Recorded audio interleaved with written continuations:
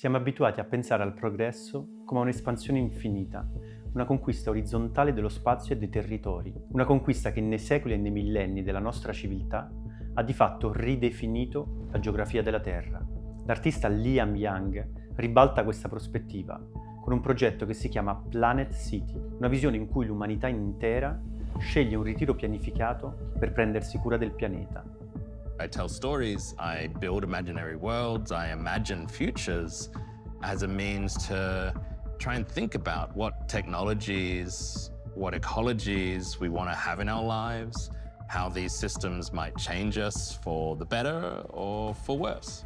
Planet City è un esperimento di immaginazione radicale. Young immagina una città del futuro capace di ospitare 10 miliardi di persone, una sola immensa metropoli densissima, che occuperebbe appena lo 0,02% della superficie terrestre. Il resto, libero dall'uomo e restituito alla natura. So our Planet City would allow us to surrender almost the entirety of the globe to nature, to return stolen lands and rewild in our wake. A new national park of the world to be visited and tended, not engineered for extraction. Young integra e supera le visioni del futuro che sono state immaginate nel secolo scorso. Pensiamo al cyberpunk, nato negli anni '80 con i romanzi di William Gibson, che immaginava metropoli buie, caotiche e distopiche, oppure al solarpunk degli anni 2000, movimento estetico che sognava piccole comunità ecologiche autosufficienti. We should respect the power of technology and try to fear it in a rational way, because the chances are, with any given technology, once it's introduced, it's not going to go away. Planet City è una sfida logistica e ingegneristica senza precedenti. Coordinare un'intera specie in un unico spazio. L'asse del vivere si capovolge, non più tra i luoghi, ma dentro un luogo solo, su e giù, tra i 160 piani di un unico organismo.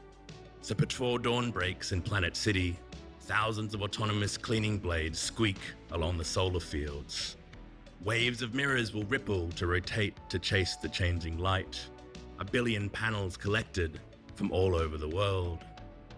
And the batteries of Planet City will be alive with fish and pink algae, as excess wind and solar power will be used to pump water through the canals to high-altitude holding lakes in the city's upper floors. Dentro una torre il clima cambia con l'altezza, frutteti verticali, canali d'acqua con pesci e zone dove gli uccelli migrano.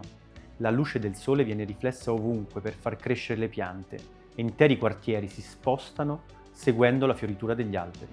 Nel 2016 il biologo Edward Wilson scrive un libro, Half Earth, una visione lucida e provocatoria. Per salvare la natura dobbiamo lasciare metà della terra libera dall'uomo. I'm serious.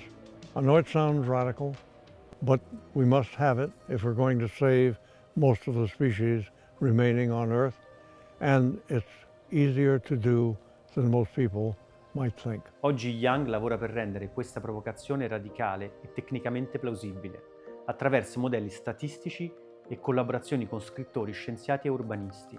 Planet City porta all'estremo un'intuizione. Il futuro della civiltà non è espansione, ma contrazione. And one of the first things we did when making Planet City was map onto a calendar all of the cultural festivities, the holidays that would occur when you brought the entire population of the world into one place. And you realize that on any given day, there's like 20 different things happening. So Planet City would actually be a perpetual party.